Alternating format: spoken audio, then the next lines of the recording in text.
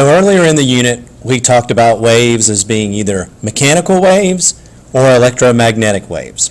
And just as a reminder, mechanical waves were waves that needed a medium to be able to transfer their energy. Well, electromagnetic waves do not necessarily need a medium. Matter of fact, they can travel through empty space, so they do not require a medium.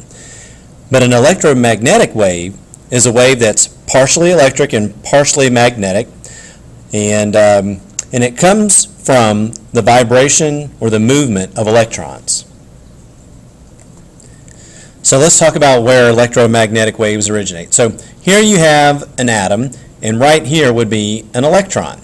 It's just hanging out, not really doing anything, and then va-vam, here comes some energy right here. And the energy causes that electron to become excited. And so instead of being right here near the nucleus, it jumps a couple of energy levels. And so now it is way out here, farther from the nucleus, because all this energy was added to it. And so now we call it an excited electron.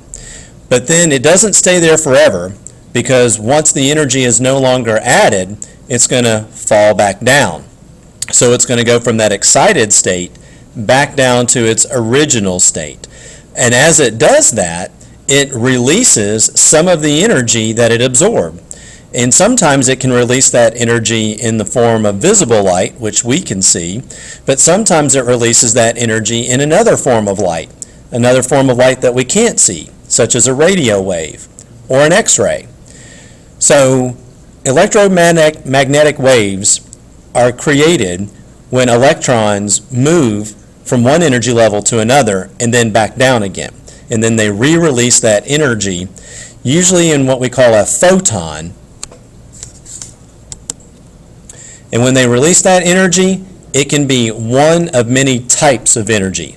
And all of these types of energy fall into what we call the electromagnetic spectrum. And they are all forms of light. Some we can see and some we can't. So these kinds of electromagnetic radiation are low frequency types of radiation, have very long wavelengths, and low energy. And then you follow the spectrum to this end. The types of electromagnetic radiation on this end are high frequency, short wavelength, and high energy. You can almost think that there's a dividing line kind of right about here. Anything below this line, from visible to radio, are usually types of energy that typically do not harm or do much to cells, living systems. They do some, obviously, because we know visible light can stimulate photosynthesis. So we know that it can stimulate some chemical changes. But the types of energy that are on this end of the spectrum have so much energy that they can not only excite cells or cause cellular changes, but they can do even more damage than the other cells. When you look at the types of radiation here, you probably recognize that a lot of them are familiar. Radio waves, microwaves, infrared. We get exposed to all of these kinds of radiation at some point in our life. And the ones that are on the far left part of the spectrum are ones that typically, when we're exposed to this type of radiation, do very little to our body, do very little to our cells. On the right side, the ones that are at the higher end, we have limited exposure to these because we know that these can cause damage to cells. So the gamma rays, very, very high energy, and so they have a very high frequency. So we definitely know about the electromagnetic spectrum.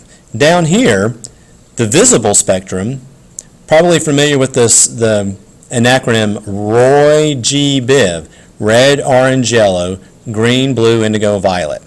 Well, this spectrum down here follows the same pattern as the one above.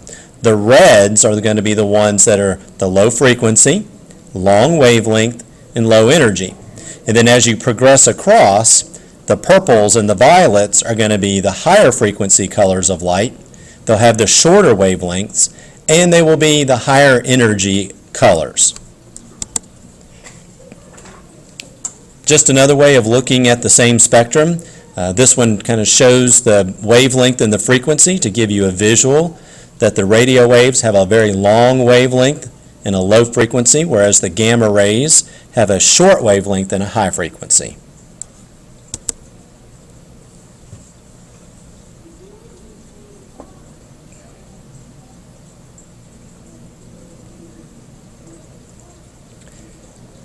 If we go to our first slide where we were able to look at the electron moving from one energy level to another, and as it fell back to its original energy level, it released energy. When it releases this energy, it releases it in the form of a photon. A photon is a massless bundle of radiation. And just because it says the word radiation doesn't always mean that it's harmful. Remember, radio waves are a type of radiation, and we're exposed to radio waves all the time. So a massless bundle of radiation is called a photon. And now we also have this information about the speed of light. 3 times 10 to the 8th meters per second, 300 million meters per second.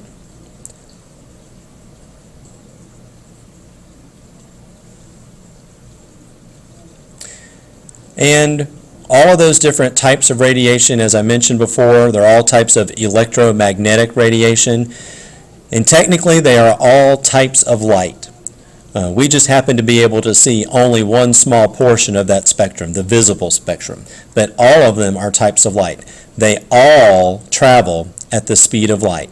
Radio waves travel at 300 million meters per second. So do ultraviolet waves. So do microwaves.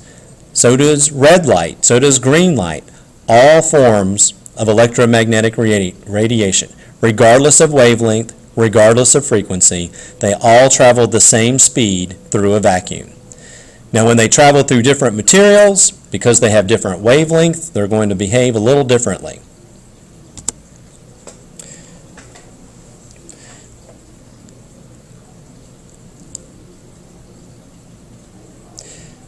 Materials that are transparent primarily let almost all the light pass through.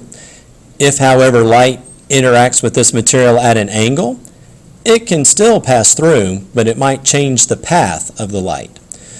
Such as when you shine a light through a window, if you shine it directly at the window, it'll pass through directly.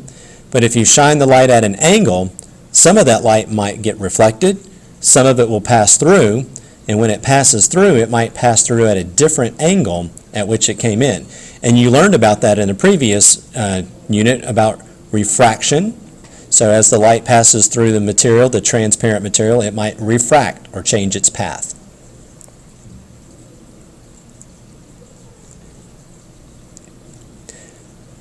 Opaque materials typically absorb most of the light, but they can also reflect some as well.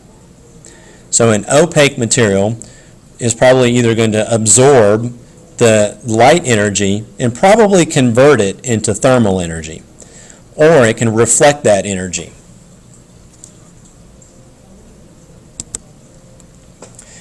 So speaking of reflection, when we look at an object and we see a particular color, the color we see is due to the wavelength that's reflected to our eyes.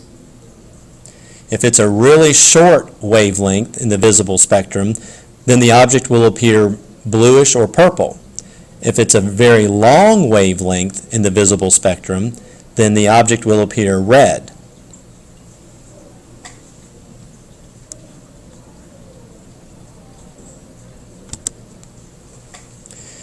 And the reason why we see some of these different colors is because in our eyes, the back part of our eye is a surface called the retina.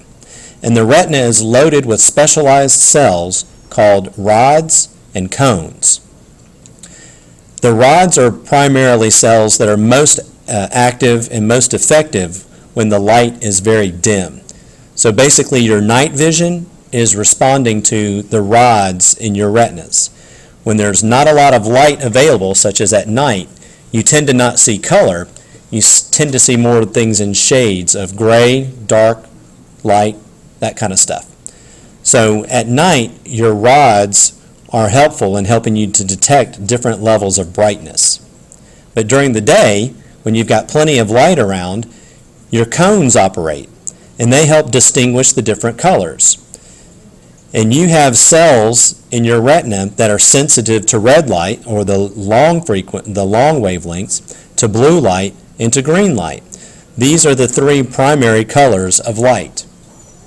So when you see a particular color, these cells are being stimulated, and as they're being stimulated, that's the information that's sent to your brain. And so something that is pure red is primarily stimulating red cells or red cones in your retina. When you see something that's yellow, most likely it's stimulating your red cells and your green cells, and that combination of red and green stimulated cells produces a yellow color in our brain.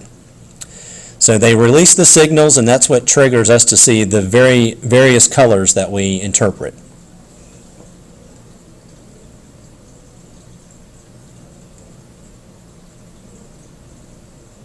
Someone that is colorblind typically has one, two, or maybe all of the types of cells that just either do not operate efficiently, or they're not even there.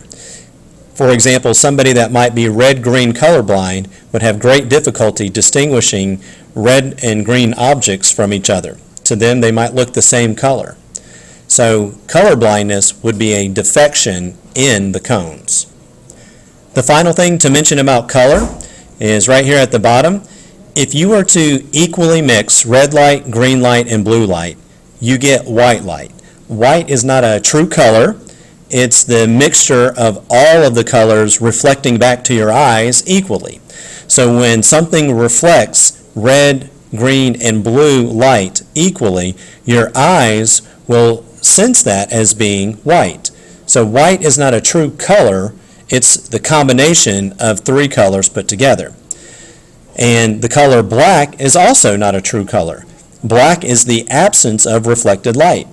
When you look at an object and it appears black, it's because none of the colors, red, blue, or green, are being reflected back to your eyes. So your eyes are not getting stimulated because there are no frequencies being reflected back to your cones. So an object that is black because nothing's being reflected to your eyes. An object that is white because all of the colors are being reflected to your eyes. So black and white are not true colors the way that red, green, and blue are.